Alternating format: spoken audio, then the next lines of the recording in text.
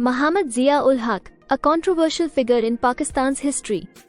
General Muhammad Zia-ul-Haq, who served as the sixth president of Pakistan from 1978 until his death in 1988, is one of the most controversial and significant figures in the country's history. His rule was marked by the Islamization of Pakistan's laws and society, a military dictatorship, and a complex relationship with global powers during the Cold War. Zia's decade-long rule left a profound impact on Pakistan, shaping its political, social, and religious landscape in ways that continue to resonate today. Early life and military career, birth and family background. Muhammad Zia-ul-Haq was born on August 12, 1924, in Jalandhar, British India, now in Punjab, India, into a middle-class, religiously devout family. His father, Muhammad Akbar Ali, was a teacher and civil servant. Zia received his early education in Jalandhar before moving to Delhi for higher studies, where he attended St. Stephen's College. Joining the British Indian Army, Zia joined the British Indian Army in 1943 during World War II. He was commissioned as a second lieutenant and served in Burma, Malaysia, and Indonesia during the war. After the partition of India in 1947, he opted to join the newly formed Pakistan Army. Rising through the ranks, Zia continued to rise through the ranks in the Pakistan Army, serving in various positions, including instructional roles at the Command and Staff College in Quetta and the National Defence College. His reputation as a professional and disciplined officer grew, leading to his appointment as the Chief of Army Staff (COAS) by Prime Minister Zulfikar Ali Bhutto in 1976, a decision that would have far-reaching consequences for Pakistan.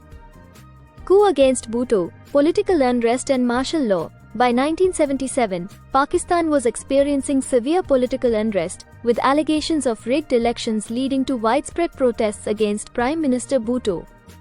On July 5, 1977, Zia-ul-Haq led a military coup, ousting Bhutto and imposing martial law. He justified the coup as necessary to prevent civil unrest and promised to hold new elections within 90 days, a promise that he would not fulfill for several years. Trial and execution of Bhutto. Following the coup, Zia placed Bhutto under arrest and initiated a trial against him on charges of conspiracy to commit murder. The trial, widely regarded as politically motivated, resulted in Bhutto's conviction and execution by hanging in 1979. The execution of Bhutto, a charismatic leader, led to international condemnation and deepened political divisions within Pakistan.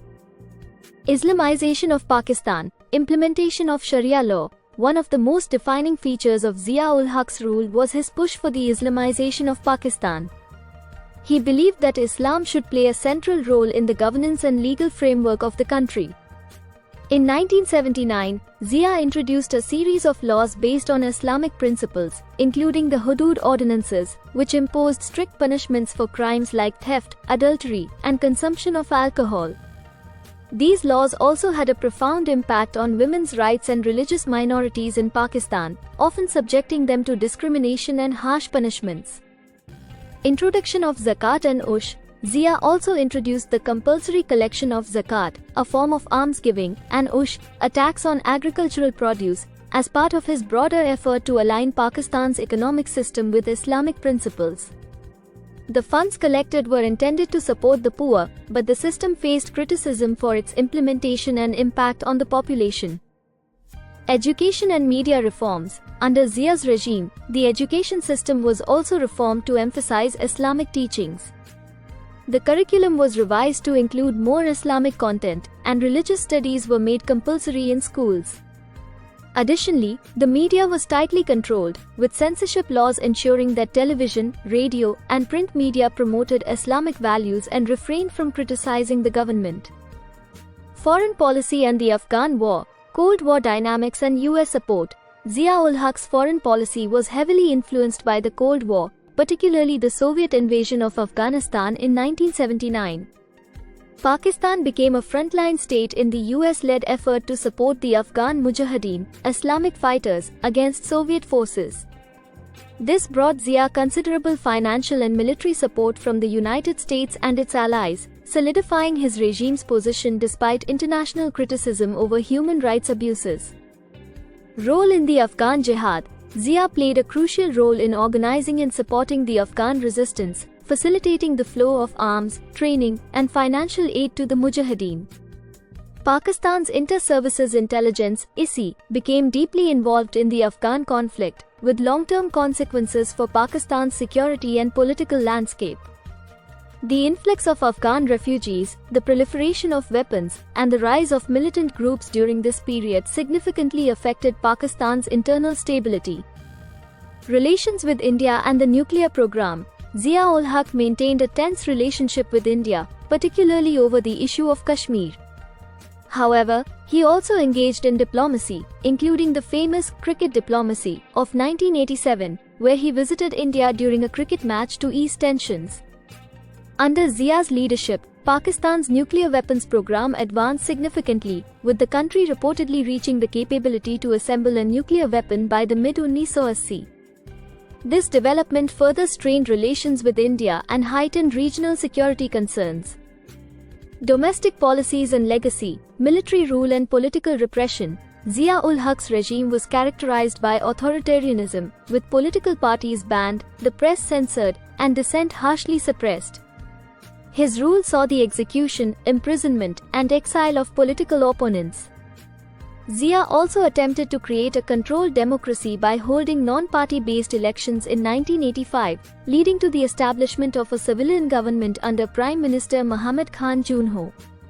However, Zia retained ultimate authority, dismissing Junho's government in 1988 when it began to assert independence. Impact on society and economy. Zia's policies had a lasting impact on Pakistani society, particularly in terms of the increased role of religion in public life and the rise of conservative Islamic groups. While some of his economic policies, such as privatization and deregulation, were aimed at promoting growth, the overall impact was mixed, with poverty and inequality persisting. His Islamization policies also deepened sectarian divides and marginalized religious minorities. Death and aftermath. Zia-ul-Haq died in a mysterious plane crash on August 17, 1988, near Bahawalpur, Pakistan. The crash, which also killed several senior military officers and the US ambassador to Pakistan, has been the subject of much speculation and conspiracy theories, with no definitive cause ever established. Zia's sudden death left a power vacuum and marked the end of an era in Pakistan's history. Muhammad Zia-ul-Haq's rule profoundly shaped Pakistan's political, social, and religious trajectory.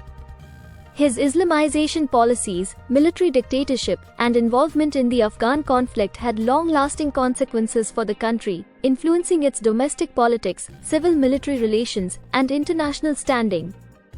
While Zia remains a polarizing figure, with supporters praising his commitment to Islam and critics condemning his authoritarianism and repression, his legacy is undeniable. Zia-ul-Haq's decade in power was a critical period that set the stage for many of the challenges and debates that continue to define Pakistan today.